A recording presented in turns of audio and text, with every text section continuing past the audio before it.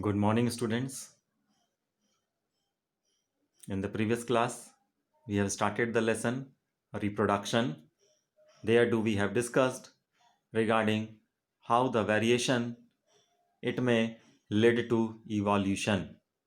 We have discussed variations may be causing the evolution, and in some cases it may be harmful also. In some cases it may be advantageous for the individual. In some cases it may be neutral also. Today we'll discuss about the modes of reproduction. So we all of us are aware the process of reproduction may be carried out by two methods, which are asexual and sexual methods. We also know the meaning of asexual reproduction means when the reproduction occurs without the formation and fusion of gametes. It is called as asexual reproduction. Means the asexual reproduction, it does not involve the special cells called the sex cells or gametes. We may also understand it the mode of reproduction in which only one parent is needed to produce a new organism is known as asexual reproduction. So today we'll discuss about the modes of reproduction in unicellular organisms. So we know the living beings which are made up of one cell. We will try to understand how do those life forms which are made up of one cell they try to increase their number. The first method, which is the most common and simple method, which is binary fission. So as the fission word, it means splitting. So fission is the simplest and commonest method of asexual reproduction in unicellular organisms. For example, amoeba, certain other members, we may consider Leishmania, Paramecium, and even in bacteria also. In fission, a unicellular organism splits, or we may say divides into two daughter cells, and the latter it becomes a complete organism. So fission, we may again consider it is of two types, binary fission and multiple fission. So first of all we'll try to understand the binary fission in which the parent cell it divides into two daughter cells. The one most important aspect regarding the process of fission is that whenever the cell divides, first of all the part of the nuclear division takes place. So the process is called as karyokinesis. We know karyon means nucleus, kinesis means division. So first of all karyokinesis takes place. We may observe in the case of this diagram the amoeba, which is a unicellular organism. When the cell is ready to divide, first of all the nucleus it shows the division, the splitting process, followed by the division of the cytoplasm. So we may observe first of all the nucleus division takes place, then afterwards the cytokinesis means the division of the cytoplasm takes place. So this is the most commonest method in the members of the protozoa, for example amoeba. We may also consider in the case of bacterial cell also, they also divide by this binary fission. One more type of binary fission we have to study, which is longitudinal binary fission. As Leishmania, which is a parasite which causes Kala Jar disease, and this particular pathogen or this protozoan has a whip-like flagellum at its anterior end. So we may observe the whip-like structure, which is the flagellum at its anterior end, and its body divides by longitudinal binary fission. Its body divides through longitudinal binary fission. First of all, two flagella are formed. We may observe as the cell is going to divide, the flagella number increases first of all, followed by the division of the nucleus, and then followed of the division of the cytoplasm, and it takes place in a definite orientation that is called as longitudinal binary fission in the case of Leishmania, which is a pathogen causing the disease Kala-Azar. There is one more, another type of fission which is called as multiple fission.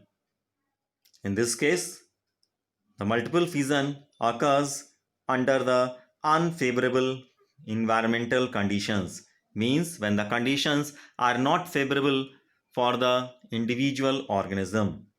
During multiple fission, organism secretes a protective covering around itself which is called as cyst around the cell, and within the cyst the nucleus divides.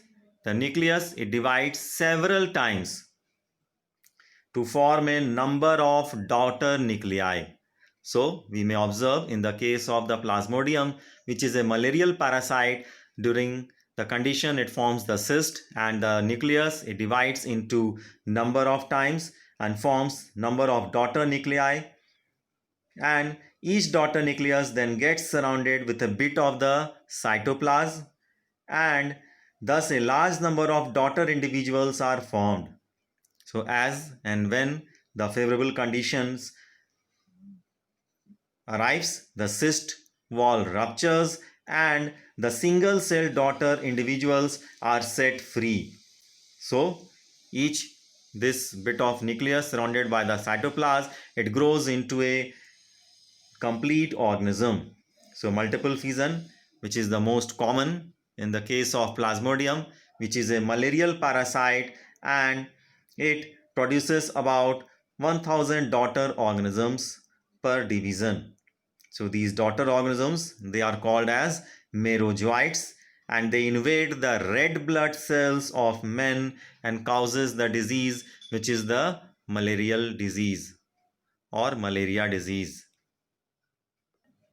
The another type of asexual reproduction which we have to study is budding. So this budding is the formation of new organism as an outgrowth of parent organism. For example, in the case of yeast cell, which is the unicellular fungus, which is mostly used in the brewing and baking industry. During the process, a bud appears as an outgrowth. We may observe the bud-like structure which is appearing as an outgrowth outside the cell wall, and the nucleus of the parent yeast cell divides into two.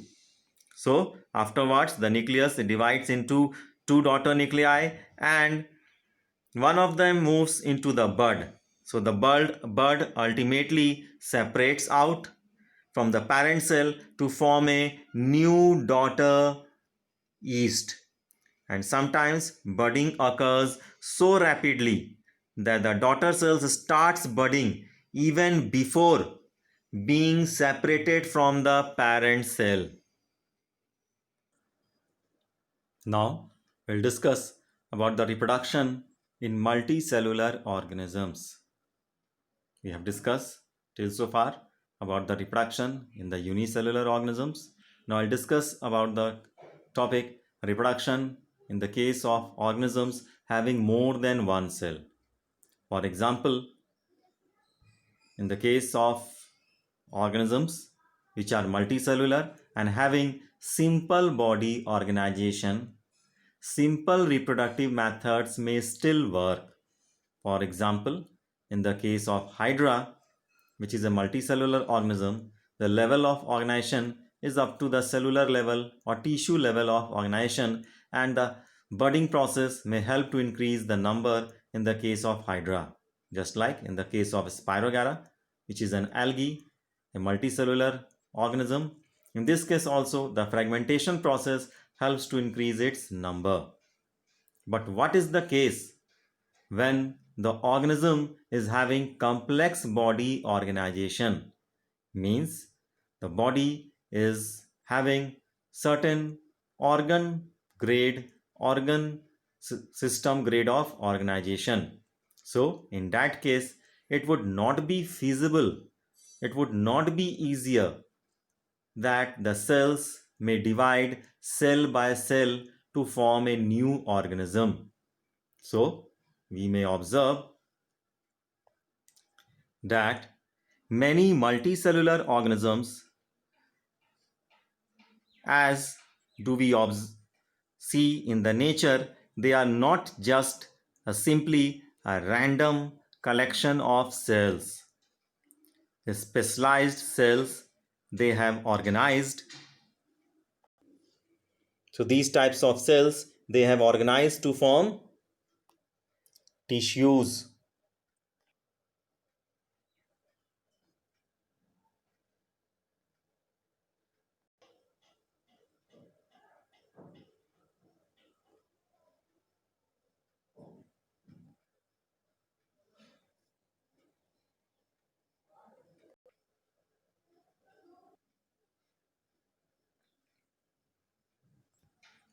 And these tissues they have organized to form more complex structure which are known as organs.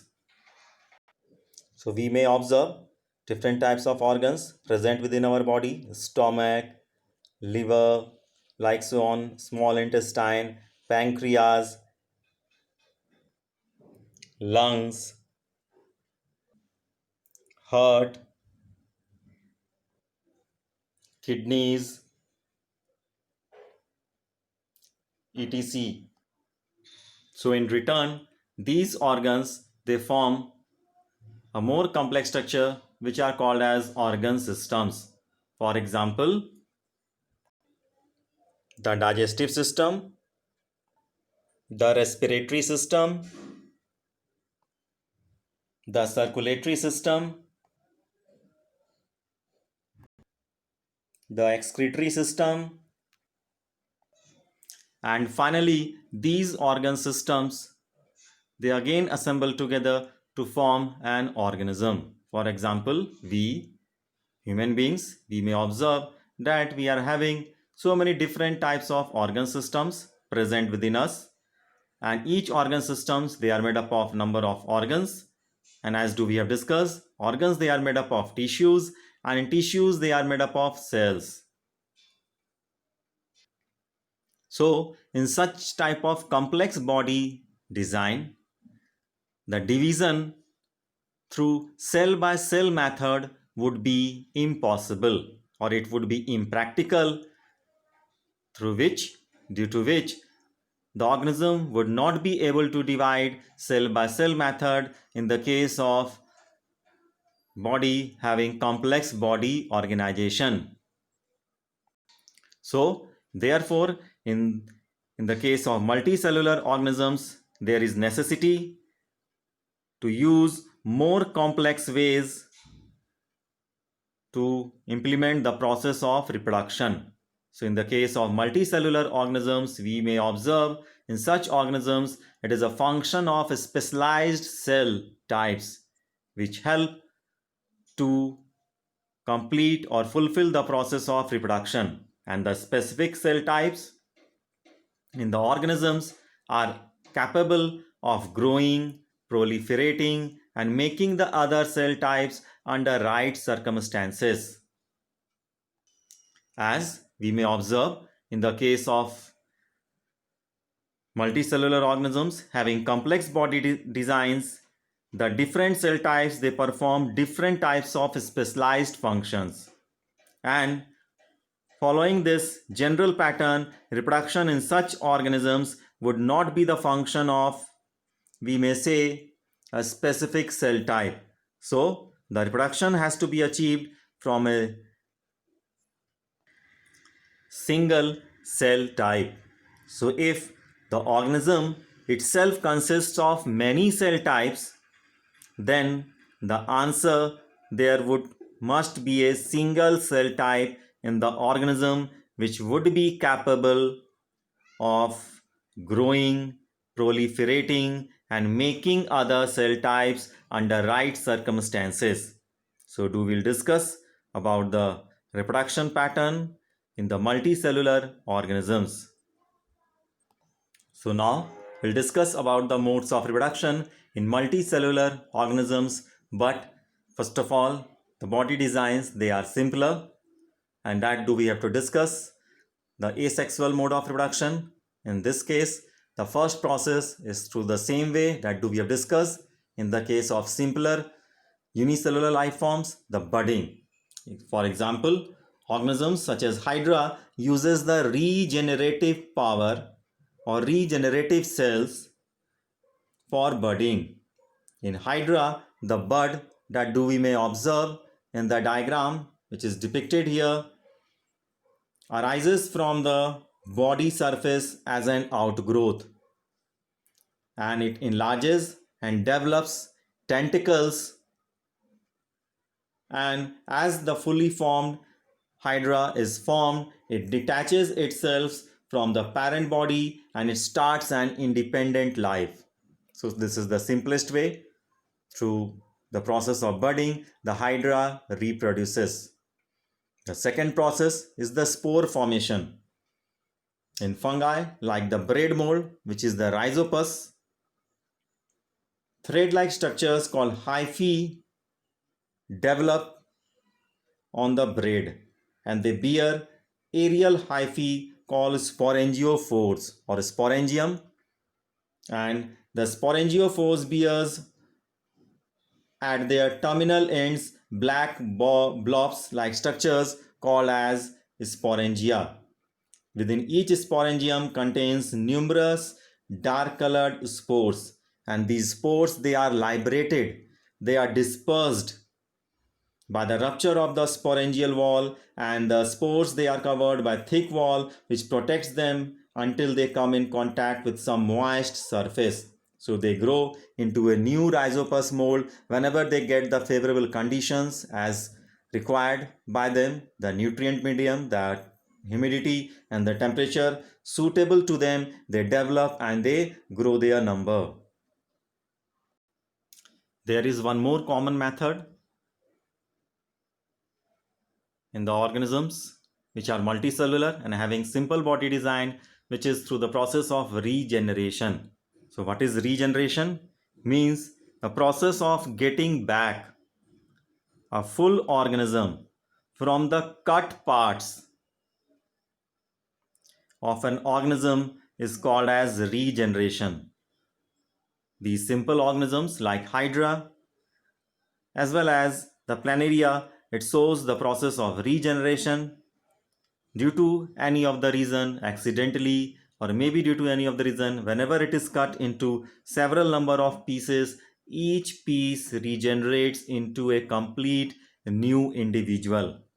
So this is the process of regeneration through which the life form, the simplest life forms which are multicellular, they are able to increase its population and number upon the planet. So till so far here, thank you. Have a nice day.